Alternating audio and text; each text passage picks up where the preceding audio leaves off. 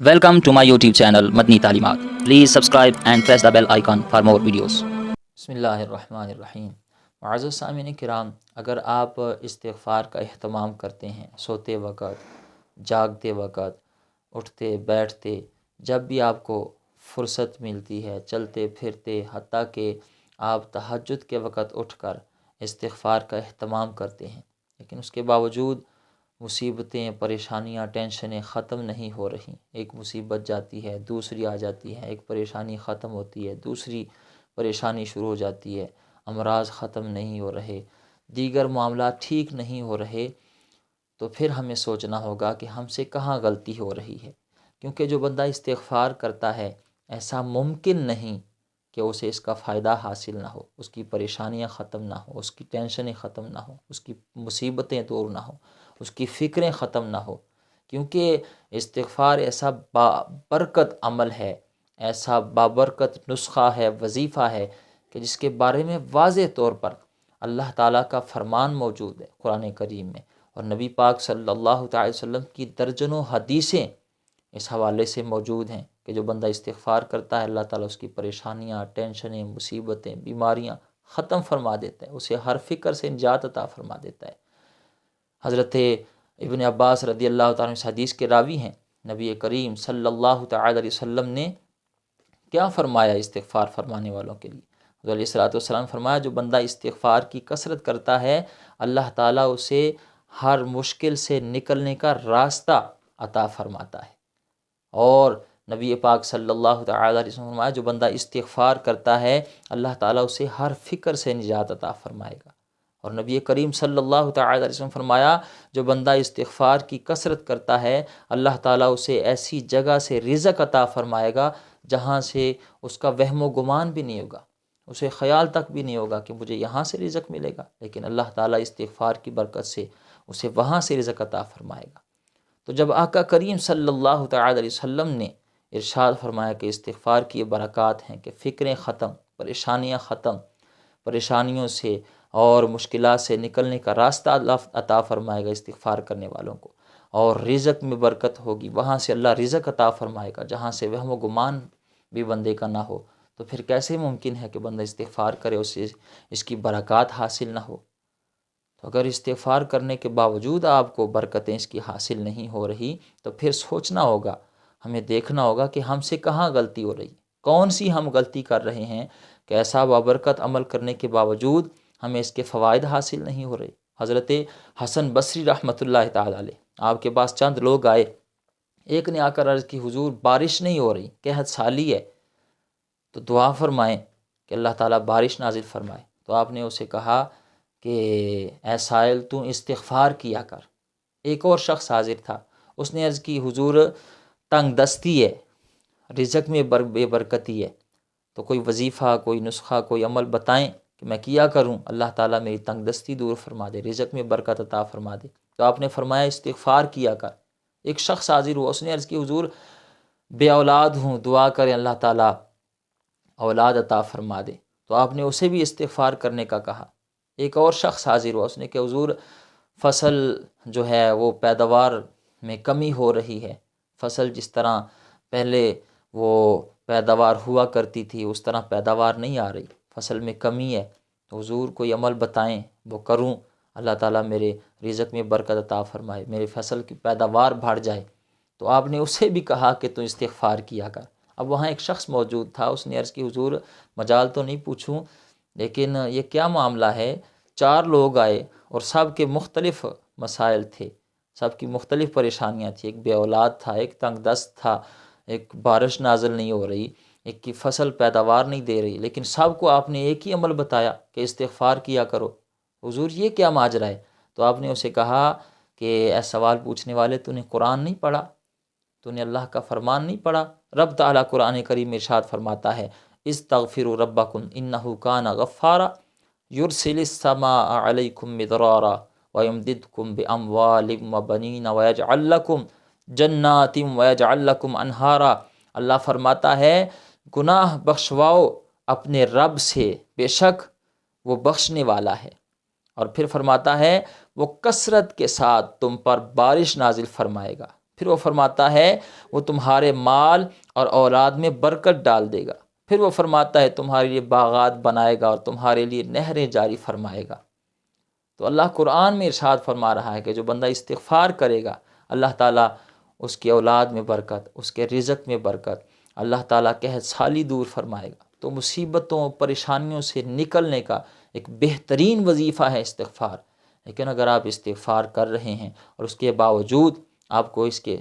فوائد، اس کے ثمرات نہیں مل رہے، تو پھر سوچنا ہوگا، دیکھنا ہوگا کہ کہاں غلطی ہے، کہاں کوتاہی ہو رہی ہے، کہاں کجی اور کمی رہ رہی ہے۔ جب شیطان نے کہا تھا نا کہ اللہ مجھے تیری عزت کی قسم ہے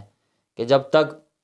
انسان کے جسم میں روح ہے میں اسے بہکاتا رہوں گا، صراط مستقیم سے ہٹاتا رہوں گا، تو اللہ تعالیٰ نے کیا ارشاد فرمایا تھا؟ فرمایا اے شیطان مجھے بھی اپنے عزت و جلال کی قسم، اپنی بلندی اور رتبے کی قسم، جب تک میرا بندہ استغفار کرتا رہے گا، توبہ کرتا رہے گا تو میں اسے بخشتا رہوں گا۔ تو یہ تو ایک ایسا بابرکت عمل ہے کہ ایسا ممکن نہیں کہ جو بندہ استغفار کرے اور اسے اس کے فوائد حاصل نہ ہوں، اسے اس کی برکات حاصل نہ ہوں۔ حضور نبی کریم صلی اللہ تعالی وسلم کے صحابی حضرت فضالہ بن عبید رضی اللہ عنہ فرماتے ہیں کہ نبی مکرم شفیع معظم صلی اللہ تعالی وسلم کا فرمان علی شان ہے کہ بندہ اللہ کے عذاب سے محفوظ رہتا ہے، پریشانیوں سے، ٹینشنوں سے، مصیبتوں سے دور رہتا ہے جب تک وہ استغفار کرتا رہتا ہے۔ تو ان احادیث سے اور قرآن کریم کی آیات سے واضح طور پر اللہ اور اس کے پیارے حبیب نبی مکرم شفیع معظم صلی اللہ تعالی علیہ وسلم نے استغفار کرنے والوں کے لیے یہ خوشخبری سنائی ہے کہ تم استغفار کرو، اللہ تمہیں آسانیاں پیدا فرمائے گا، اللہ تمہیں آسانیاں عطا فرمائے گا، تمہارے رزق میں برکت ہوگی، تمہاری مصیبتیں، پریشانیاں، ٹینشنیں دور ہوں گی، وباؤں بلاؤں سے اللہ تمہیں نجات عطا فرمائے گا۔ اور مولانا روم کیا فرماتے ہیں؟ آپ فرماتے ہیں اے انسان تجھے جو غم، مصیبت، پریشانی لاحق ہوتی ہے وہ تیرے اعمال کی وجہ سے، تیرے کردار کی وجہ سے، تیرے عملوں کی وجہ سے ہے۔ اور انسان جب تو دیکھے کہ تجھے مصیبتوں نے، پریشانیوں نے، وباؤں نے، بلاؤں نے، امراض نے آ کر گھیر لیا ہے تو بس تو اس وقت توبہ استغفار کی کثرت کر، پھر تجھے اللہ مصیبتوں سے، پریشانیوں سے، وباؤں سے، بلاؤں سے، امراض سے نجات عطا فرمائے گا۔ تو کثرت کے ساتھ استغفار کرنے والے کے لیے یہ خوشخبریاں ہیں۔ اب قرآن سے اور نبی کریم صلی اللہ تعالی وسلم کے فرمان سے ثابت ہے کہ استغفار سے آسانیاں پیدا ہوتی ہیں، اور اللہ اور اس کے رسول کا وعدہ جھوٹا نہیں ہو سکتا۔ کائنات ادھر کی ادھر ہو سکتی ہے، ہاں جی، لیکن اللہ اور اس کے رسول کا جو وعدہ ہے وہ جھوٹا نہیں ہو سکتا۔ تو کیا وجہ ہے کہ ہم استغفار کرتے ہیں لیکن اس کے باوجود ہمیں اس کے فوائد نہیں مل رہے، اس کے ثمرات حاصل نہیں ہو رہے؟ تو اصل میں ہمارے اندر کوتاہی، ہمارے اندر غلطی، ہمارے اندر کمی ہے۔ اکثر لوگ استغفار کرتے ہیں لیکن جو میں نے مشاہدہ کیا ہے، 3 غلطیاں جو میں نے نوٹ کی ہیں، جو میں آپ کے سامنے آج رکھوں گا، آپ ان غلطیوں کو چھوڑیں اور پھر استغفار کریں، پھر دیکھیں انشاءاللہ آپ کو استغفار کی برکات حاصل ہوتی ہیں کہ نہیں۔ 3 غلطیاں اکثر لوگ جو استغفار کرتے ہیں وہ یہ غلطیاں کرتے ہیں جس کی وجہ سے ان کو استغفار کے فوائد حاصل نہیں ہوتے۔ نمبر 1 جو غلطی لوگ کرتے ہیں، کچھ لوگ گناہ بھی کرتے رہتے ہیں اور دوسری طرف استغفار بھی کرتے رہتے ہیں۔ گناہ سے پکی توبہ بھی نہیں کرتے، جھوٹ، فریب، کینہ، بغض، حسد، چغلی، غیبت، سود، لوگوں پر ظلم کرنا، لوگوں کا مال ہڑپ کرنا، زیادتی کرنا، یعنی ادھر گناہ اور ساتھ استغفار۔ تو ایسے آپ خود بتائیں کیا استغفار فائدہ دے گا؟ جب آپ گناہ بھی نہیں چھوڑ رہے اور ساتھ استغفار بھی کر رہے ہیں تو یہ تو مذاق ہوا، یہ تو منافقت ہوئی کہ اس طرف استغفار استغفار استغفار اور دوسری طرف پھر وہی کام کریں۔ تو ایسے استغفار فائدہ نہیں دے گا۔ مثال کے طور پر آپ ڈاکٹر کے پاس جائیں، مثالیں جو ہوتی ہیں وہ سمجھانے کے لیے ہوتی ہیں، اللہ تعالیٰ نے قرآن کریم میں مثالیں دے کر کے سمجھایا ہے۔ تو اگر آپ ڈاکٹر کے پاس جائیں اور ڈاکٹر آپ کو کہے کہ آپ کو یہ بیماری ہے تو آپ نے یہ چیز بھی نہیں کھانی، یہ چیز بھی نہیں کھانی، یہ چیز بھی نہیں کھانی، اور آپ وہاں سے دوائی لے آئیں ڈاکٹر سے، اور گھر میں آ کر وہ جن چیزوں سے ڈاکٹر نے پرہیز کرنے کا کہا تھا آپ وہ ساری چیزیں استعمال کرتے جائیں، کھاتے جائیں، کوئی پرہیز نہ کریں اور ساتھ دوائی بھی کھاتے جائیں، تو ایمانداری سے بتائیں وہ دوائی پھر اثر دکھائے گی؟ اس دوائی سے فائدہ حاصل ہوگا؟ جب آپ پرہیز ہی نہیں کر رہے تو وہ دوائی کیسے اثر کرے گی؟ بالکل اسی طرح جب آپ گناہ سے پرہیز نہیں کریں گے تو پھر آپ کو استغفار فائدہ نہیں دے گا۔ جب آپ گناہ سے پکی سچی توبہ کریں گے، رجوع اللہ کریں گے، اللہ کی طرف رجوع کریں گے، پکی سچی توبہ نصوح کر کے جب آپ استغفار کریں گے تو پھر ایسا ممکن نہیں کہ آپ کو استغفار کے فوائد حاصل نہ ہوں، آپ کی مصیبتیں پریشانیاں دور نہ ہوں، ایسا ممکن ہی نہیں، کیونکہ اللہ اور اس کے رسول کا وعدہ جھوٹا ہو نہیں سکتا۔ تو پہلی غلطی یہ ہے کہ ہم گناہ بھی نہیں چھوڑتے اور ساتھ استغفار کرتے ہیں۔ استغفار کریں لیکن ساتھ سچی اور پکی توبہ کریں۔ دوسرا جو ہمارے اندر غلطی ہے استغفار کرنے میں جو ہم غلطی کرتے ہیں، ہم وہ یہ کرتے ہیں کہ ہمارا یقین کامل نہیں ہوتا۔ ہم استغفار کرتے ہیں، تسبیحات میں پکڑی ہوئی ہے استغفار استغفر اللہ، مختلف تسبیحات کرتے رہتے ہیں، لیکن یقین کامل نہیں ہوتا، ہمارا یقین پختہ نہیں ہوتا، اللہ پر توکل نہیں ہوتا۔ ہم استغفار کر رہے ہوتے ہیں لیکن اس پر یقین نہیں ہے کہ اس سے فائدہ بھی حاصل ہوگا کہ نہیں، بس یقین نہیں ہوتا، اخلاص نہیں ہوتا۔ تو جب تک یقین نہیں ہوگا، اخلاص نہیں ہوگا تو یاد رکھیں پھر استغفار فائدہ نہیں دے گا۔ یقین کامل کے ساتھ اللہ پر توکل کر کے کہ میں استغفار کر رہا ہوں، اللہ میرے کاموں میں مجھے آسانیاں عطا فرمائے گا۔ پھر دیکھیں جب یقین کامل ہوگا، اخلاص ہوگا، پھر ایسا ممکن نہیں کہ آپ کو استغفار کا فائدہ نہ ہو، کیونکہ نبی پاک صلی اللہ علیہ وسلم کے درجنوں فرامین اور اللہ کا قرآن اس بات کا گواہ ہے کہ جو بندہ استغفار کرتا ہے اس کی پریشانیاں دور ہوتی ہیں، اس کی مصیبتیں ٹینشنیں دور ہوتی ہیں۔ تو یقین کامل کے ساتھ استغفار کریں۔ تیسری غلطی جو ہم کرتے ہیں